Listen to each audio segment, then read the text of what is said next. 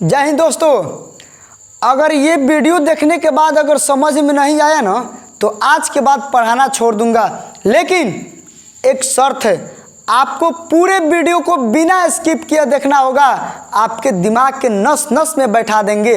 तो चलिए यहाँ पे स्टार्ट करते हैं। तो सबसे पहले हम बता देना चाहते हैं कि पिछले क्लास में हम लोगों ने क्या पढ़ा है।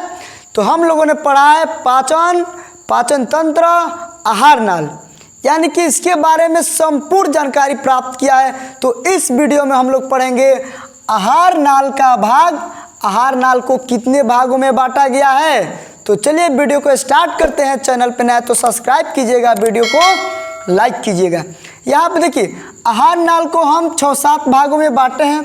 पहला हो गया मुख गुहा, दूसरा हो गया ग्रसनी, तीसरा हो गया ग्रसिका या ग्रास नली, चौथा हो गया अमाशय, पांचवा हो गया आंत, छठवां हो गया मलाशय, सातवां हो गया गुद्दा। यानी कि आहार नाल को हम 7 भागों में बांटे हैं और सातों भागों को एक एक करके पढ़ेंगे और संपूर्ण जानकारी प्राप्त करेंगे। तो यहाँ पे देखिए सबसे पहले हम बात करेंगे आहार नाल का जो पहला भाग होता है मुख गुहा। इस मुख गुहा के बारे में पढ़ेंगे। यहाँ पे देखिए ये जो आहार नाल होता है ना, थोड़ा सा हम बता देना चाहते हैं कि आहार नाल मुख गुहा से लेके यहाँ मलद्वार तक फैली होती है।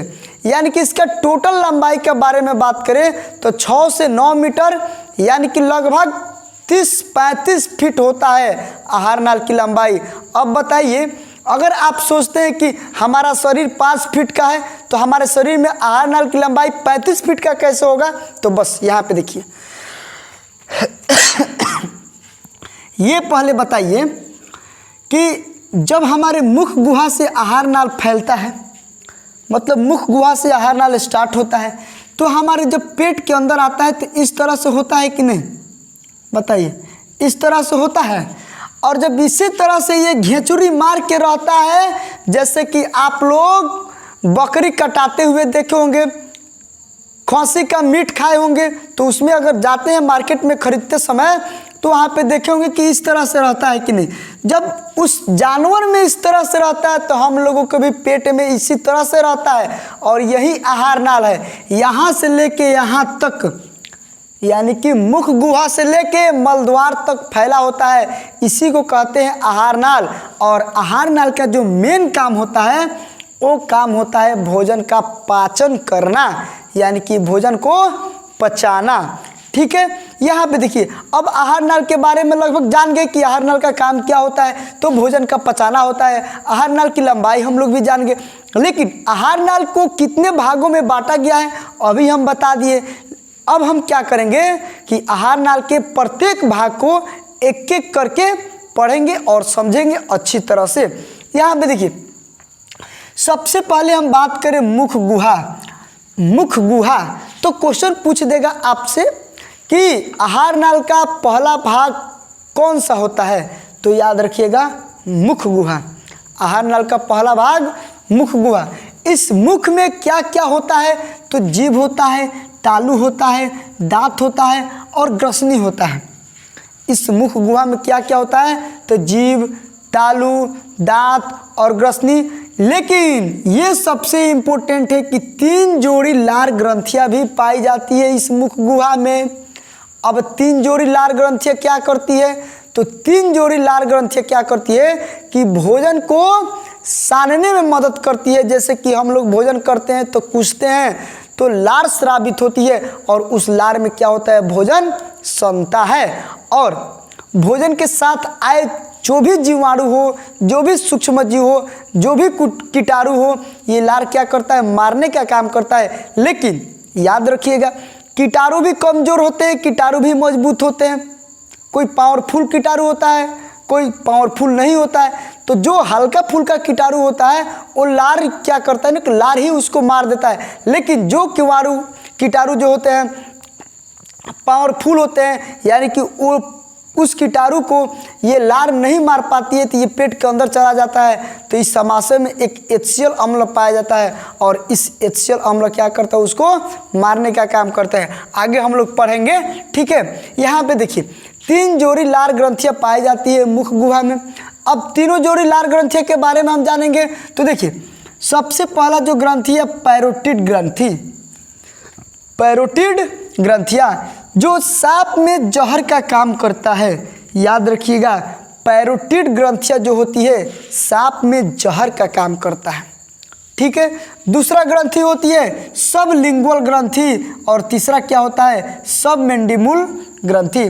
खास कर ये तो कभी पूछता रहिए, जब भी पूछेगा आपसे तो पैरोटिड ग्रंथि के बारे में पूछेगा, सांप में जहर का काम करता है। ये एकदम इम्पोर्टेंट क्वेश्चन बनता है कि पैरोटिड ग्रंथि का काम क्या है, तो सांप में जहर का काम करता है। ठीक है, तीन जोड़ी लार ग्रंथियां कौन कौन सी होती है, तो पैरोटिड ग्रंथियां, सबलिंगुअल ग्रंथियां, सबमेंडिबुल ग्रंथियां। मुख गुहा में कितनी जोड़ी लार ग्रंथियां पाई जाती है, तो 3 जोड़ी। मुख गुहा आहार नाल का कौन सा भाग होता है, तो पहला भाग। ऐसे ऐसे क्वेश्चन बनाएगा। यहाँ पे देखिए, ये तो समझ गए मुख गुहा। ठीक है, मुख गुहा के बारे में समझ गए। अब यहाँ पे देखिए, मनुष्य के मुख में लगभग 1.5 लीटर लार प्रतिदिन बनता है। यानी कि मनुष्य में 1.5 लीटर लार प्रतिदिन बनता है। याद रखिएगा, पर डे 1.5 लीटर लार बनता है। ठीक है ना। अब देखिए, लार में 4 प्रकार के एंजाइम पाए जाते हैं। ये तो और इम्पोर्टेंट है कि लार में कितने प्रकार के एंजाइम पाए जाते हैं, तो लार में 4 प्रकार के एंजाइम पाए जाते हैं। अगर हम बात करें कि कौन कौन एंजाइम है, तो लाइसोजाइम पहला हो गया, दूसरा टाइलिन, तीसरा हो गया डाइस्टेज, और चौथा हो गया म्यूकस। ठीक है, यानी कि मनुष्य के मुख गुहा में जो लार होती है, उस लार में 4 प्रकार के एंजाइम पाए जाते हैं, और चारों प्रकार का नाम यहाँ पे है कि लाइसोजाइम, टाइलिन, डाइस्टेज, म्यूकस। अब हम बात करते हैं कि इसका काम क्या है, तो लाइसोजाइम का काम होता है कीटाणु, जीवाणु, अन्य सूक्ष्म जीवों को मार देता है। लाइसोजाइम का काम क्या होता है कि जो भी कीटाणु जाते हैं भोजन के साथ, जो भी जीवाणु जाते हैं, जो भी वायरस जाते हैं, जो भी अन्य सूक्ष्म जीव जाते हैं, उनको ये मारने का काम करता है लाइसोजाइम। ठीक, समझ में आ रहा है ना। समझ में आ रहा है तो लाइक कर दीजिएगा।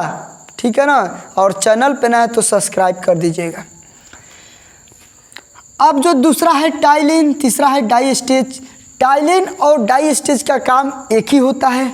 स्टार्च या मंड का पाचन करता है। स्टार्च या मंड, स्टार्च का ही हिंदी होता है मंड, और इसको हम भोजपुरी में कहते हैं चोकर। जैसे कि आटा को हम लोग ऐसे करते हैं ना, चलनी से चालते हैं, तो उसमें से जो चोकर निकलता है ना, उसी चोकर को पचाने का काम करता है कौन, टाइलिन या डाइस्टेज। तो याद रखिएगा कि कभी कभी हम लोग क्या करते हैं कि आटा को बिना चाले हुए रोटी बना के खा जाते हैं। चाहे मान लीजिए कि हम लोग चालते हैं तो जो बड़ा बड़ा कण होता है वही ना बाहर छन जाता है, लेकिन वही चोकर क्या होता है, अगर छोटा छोटा कणों में विभक्त हो जाता है, यानी कि वो आटा के साथ मिल जाता है। तो जब वही आटा के साथ मिल जाता है, तो वही चोकर जब चला जाता है हमारे शरीर के अंदर रोटी के रूप में, तो इसी का पाचन करता है कौन, तो टाइलिन या डाइस्टेज। ठीक है, दोनों का एक ही नाम है। अब हम देखिए बात करेंगे म्यूकस। म्यूकस का काम क्या है, तो म्यूकस कह रहे कि भोजन को चिपचिपा बनाता है। म्यूकस क्या करता है, भोजन को चिपचिपा बनाता है। ठीक है, यानी कि ये इसका काम है। तो यहाँ पे अब आप लोग देखिए कि हम लोग क्या पढ़े हैं। सबसे पहले पढ़े हैं कि आहार नाल क्या होता है, इसकी लंबाई कितना होता है। ठीक है, अभी हम बता दिए कि आहार नाल मुख गुहा से लेकर मलद्वार तक फैला होता है। ठीक, आहार नाल को 7 भागों में बांटा गया है। मुख गुहा, ग्रसनी, और उसके बाद से ग्रसिका या ग्रास नली, फिर से अमाशय, अमाशय के बाद से आंत, मलाशय, गुद्दा, यानी कि 7 भागों में बांटा गया है। ठीक है, मुख गुहा में जीभ, तालु, दांत और ग्रसनी 3 जोड़ी लार ग्रंथियाँ होती है। 3 जोड़ी लार ग्रंथियों का नाम यहाँ पे हम दे दिए हैं, पैरोटिड ग्रंथियाँ, सबलिंगुअल, सबमैंडिबल। पैरोटिड ग्रंथियाँ सांप में जहर का काम करता है। और यहाँ पे देखिए मनुष्य में 1.5 लीटर लार प्रतिदिन बनता है। ये एकदम इम्पोर्टेंट क्वेश्चन है कि मनुष्य में 1.5 लीटर लार प्रतिदिन बनता है। अब देखिए लार में 4 प्रकार के एंजाइम पाए जाते हैं। पहला लाइसोजाइम, दूसरा टाइलिन, तीसरा डाइस्टेज, चौथा हो गया म्यूकस। लाइसोजाइम का काम करता है कि लाइसोजाइम का काम है कि सूक्ष्म जीवों को मारना, जीवाणु, कीटाणु, वायरस, बैक्टीरिया कुछ भी हो उसको मारने का काम करता है। और टाइलिन और डाइस्टेज का काम होता है स्टार्च या मंड मतलब चोकर का पाचन करना। और म्यूकस का काम होता है भोजन को चिपचिपा बनाना। अब हम लोग जानेंगे मुख गुहा तो हम लोग पढ़ लिए, ये पहला भाग। मुख गुहा से इतना सारा सवाल बनेगा और इतना सारा कॉन्सेप्ट है, ठीक है। अब हम बात करते हैं ग्रसनी, यानी कि सेकंड नंबर बात करेंगे ग्रसनी। मुख गुहा का ये दूसरा भाग होता है ग्रसनी। तो चलिए इसको मिटाते हैं और उसके बाद से ग्रसनी के बारे में बताते हैं। कैमरामैन लगातार फोकस कीजिए। अभी हम लोग पढ़े थे मुख गुहा के बारे में, अब हम लोग पढ़ेंगे ग्रसनी के बारे में। ग्रसनी क्या होता है, ग्रसनी में कितने छिद्र होते हैं, ठीक है। उसके बाद से पढ़ेंगे ग्रासनली या ग्रसिका के बारे में। उसके बाद से पढ़ेंगे अमाशय के बारे में। यानी कि एक एक करके हम लोग पूरा फुल डिटेल संपूर्ण जानकारी प्राप्त करेंगे। तो आप लोग वीडियो के एंड तक बने रहिएगा, ठीक है। यहाँ पे देखिए ग्रसनी, अभी हम बताएं कि मुख गुहा का पिछला भाग क्या कहलाता है, ग्रसनी।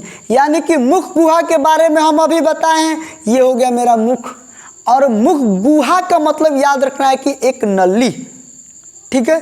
यानी कि मुख गुहा के ये जो पीछे वाला भाग होता है ना, इसी को हम कहते हैं ग्रसनी। इसी को क्या कहते हैं, ग्रसनी। यानी कि यहाँ पे छोटा सा एक फिगर बनाते हैं, आप लोग समझ जाएंगे। देखिए मान लीजिए कि ये मुख हो गया, यहाँ से 2 नली निकलता है, ठीक है। यहाँ से 2 नली निकलता है और यहाँ पे आके एक नली हो जाता है। 2 नली का मतलब कि एक नाक वाला नली और एक मुख वाला नली। यानी कि इससे भी हम लोग सांस ले सकते हैं नाक से और इससे भी सांस ले सकते हैं मुख से। लेकिन यहाँ पे जब आने के बाद से ये दोनों नली मिलकर एक नली का निर्माण करता है और यहाँ पे एक वाल्व रहता है। यहाँ पे क्या रहता है, एक वाल्व रहता है। अभी इसके बारे में हम बताएंगे, ठीक है ना। तो याद रखिएगा कि मुख गुहा का पिछला भाग ग्रसनी कहलाता है, पीछे वाला भाग, ठीक है। ग्रसनी में 2 छिद्र होते हैं। छिद्र का मतलब छेद। ग्रसनी में कितने छेद होते हैं, 2 छेद होते हैं, एक निगल द्वार और एक कंठ द्वार। निगल द्वार का मतलब वही नली, ठीक है ना, यानी कि रास्ता समझना है। यानी कि निगल द्वार का मतलब कि निगलने वाला रास्ता। निगल द्वार का मतलब निगलने वाला रास्ता, यानी कि भोजन को निगलने वाला रास्ता एक होता है। और एक कंठ द्वार का मतलब क्या होता है कि सांस लेने वाला रास्ता, ठीक है। ये बोलने के लिए कंठ का प्रयोग किया जाता है, सांस लेने के लिए भी कंठ का प्रयोग किया जाता है। तो सिंपल याद रखना है कि इस ग्रसनी में 2 छिद्र होते हैं, एक निगल द्वार होते हैं, एक कंठ द्वार होते हैं। एक भोजन को खाने में मदद करते हैं तो एक दूसरा सांस लेने में मदद करते हैं। यहाँ पे देखिए ये तो दोनों समझ गए। अब देखिए कह रहा है कि कंठ द्वार से आगे की ओर एक चपटी संरचना पाई जाती है जिसे एपिग्लोटिस कहते हैं। कंठ द्वार से आगे की ओर एक चपटी संरचना पाई जाती है जिसे एपिग्लोटिस कहते हैं। मतलब कि हम बता दें कि यहाँ पे कंठ द्वार से आगे एक चपटी संरचना मतलब एक वाल्व पाया जाता है। यहीं पे होता है एक वाल्व और इस वाल्व का नाम है क्या, एपिग्लोटिस। लेकिन इस वाल्व का थोड़ा सा काम जान जाइए कि इस वाल्व का काम क्या होता है। इस वाल्व का काम ये होता है कि यदि हम लोग भोजन कर रहे हैं तो ये जो नाक वाला नली होती है ना, नाक वाला नली कंठ द्वार, उसको ये बंद करके रखता है। और जैसे हम लोग भोजन कर लेते हैं यानी कि इस नली को बंद करके रखता है तो इस नली को खोल देता है, कंठ द्वार वाला नली को खोल देता है भोजन करने के बाद। और भोजन करने वाला जो भोजन जिस रास्ते से जाता है उस नली को बंद कर देता है। यानी कि ये क्या करता है, इसके पास ऑटोमेटिक सिस्टम लगा है। अगर हम लोग भोजन करेंगे तो नाक वाला नली को बंद कर देगा, अगर हम लोग सांस लेंगे भोजन नहीं कर रहे हैं तो फिर इस नली को बंद कर देगा। लेकिन कभी कभी क्या होता है कि गड़बड़ी हो जाता है, कि कौन सा नली को बंद करना है, कौन सा नली को बंद नहीं करना है। तो क्या होता है कि भोजन करते करते देखते हैं कभी कभी चावल का दाना नाक पे आ जाता है, चावल का दाना नाक पे आ जाता है। क्यों? इसी वाल्व के कारण ये कभी सही तरीक़ा से काम नहीं करता है। यानी कि यही एपिग्लोटिस जो होता है सही तरीक़ा से जब काम नहीं करेगा तो नाक द्वारा भोजन आ जाएगा बाहर, नाक द्वारा पानी आ जाएगा, ठीक है ना। तो मेन काम होता है, इसको कहते हैं वाल्व, यानी कि एपिग्लोटिस का मेन काम होता है। अब यहाँ पे देखिए एपिग्लोटिस के बारे में हम लोग जान गए, ठीक है। ग्रसनी में 2 छिद्र होते हैं, इसके बारे में जान गए। अब हम जानेंगे ग्रास नली या ग्रसिका के बारे में। देखिए एपिग्लोटिस के बाद यानी कि इस नली के बाद ग्रास नली या ग्रसिका आता है, ठीक है ना। अब देखिए ग्रास नली या ग्रसिका की लंबाई 9 से 10 इंच लगभग 25 सेंटीमीटर होती है। ग्रसिका या ग्रास नली की लंबाई कितना होती है? 9 से 10 इंच लगभग 25 सेंटीमीटर होती है। और ग्रास नली में पाचन की क्रिया नहीं होती है। अगर आप लोग सोच रहे हैं कि ग्रास नली में ही पाचन की क्रिया हो जाती है, तो नहीं। हर पार्ट में, हर भाग में भोजन का पाचन कुछ होता है, आंशिक रूप से होता है, पूर्ण रूप से नहीं होता है। तो सेम वैसे ही समझना है जैसे कि मुख गुहा में भोजन का पाचन आंशिक रूप से हुआ, ठीक है। उसके बाद ग्रसनी में थोड़ा सा इसका पाचन होगा। उसके बाद से हम लोग आ जाएंगे ग्रास नली या ग्रसिका में, इसमें भी पाचन होता है आंशिक रूप से थोड़ा थोड़ा होते हुए। जब पहुँचेगा आंत में, जब पहुँचेगा आमाशय में, तो वहाँ पे ज़्यादा मात्रा में भोजन का पाचन होता है, ठीक है। आगे हम बताएंगे। तो ग्रसनी या ग्रास नली की लंबाई 9 से 10 इंच या 25 सेंटीमीटर। ग्रास नली में पाचन की क्रिया नहीं होती है, याद रखना है। मुख से आने वाली भोजन को पूर्ण रूप से पाचन नहीं हो पाता है। पूर्ण रूप से पाचन नहीं हो पाता है, इसका मतलब कि फाइनली पाचन नहीं होता है भोजन का, यानी कि आंशिक पाचन होता है, कुछ पाचन होता है भोजन का, पूर्ण रूप से पाचन नहीं होता है ग्रास नली में, ठीक है। और जब पूर्ण रूप से पाचन नहीं होता है ना, तो इसी को कहते हैं बोलस। बोलस क्या होता है? जब पूर्ण रूप से पाचन नहीं होगा तो भोजन का भी तो एक प्रकार हो जाएगा कि इस स्थिति में अभी भोजन है, उसी स्थिति को कहा जाता है बोलस। यानी कि मुख से पाचन होगा, मुख से पाचन होने के बाद ग्रसनी में जाएगा, ग्रसनी से ग्रास नली में जाएगा, तो भोजन की जो उस समय स्टेटस रहेगा, जो उस समय स्थिति रहेगा, उसी स्थिति को क्या कहते हैं? बोलस। समझ में आ गया? अब देखिए क्या कर रहा है कि ग्रास नली और आमाशय के बीच एक स्फिंक्टर पाया जाता है। अब ग्रास नली या ग्रसिका में भोजन का इतना ही काम होता है, ये बोलस बन के ही रह जाता है। अब यहाँ से ग्रास नली के बाद से भोजन जाता है आमाशय में। कहाँ पे जाता है? आमाशय में जाता है। ग्रास नली या ग्रसिका के बाद से भोजन आमाशय में जाता है, और आमाशय में जाता है तो आमाशय, जैसे कि मान लीजिए यहाँ पे ये हो गया आपका क्या? ग्रास नली, और ये हो गया आपका आमाशय। तो यहाँ पे एक मतलब दोनों सटा ही रहता है, ये दोनों सटा ही रहता है। यहाँ पे एक पाया जाता है क्या? Sphincter valve. याद रखिएगा, बहुत इंपॉर्टेंट है ये स्फिंक्टर वाल्व। और इस वाल्व का काम क्या होता है ना कि ग्रास नली से जब भोजन आमाशय में चला जाएगा तो फिर आमाशय से भोजन ग्रास नली में वापस नहीं आएगा, ठीक है। ये आमाशय से फिर से भोजन वापस नहीं आएगा ग्रास नली में, यही वाल्व क्या करता है? ढोक देता है, यानी कि रोकने का काम करता है।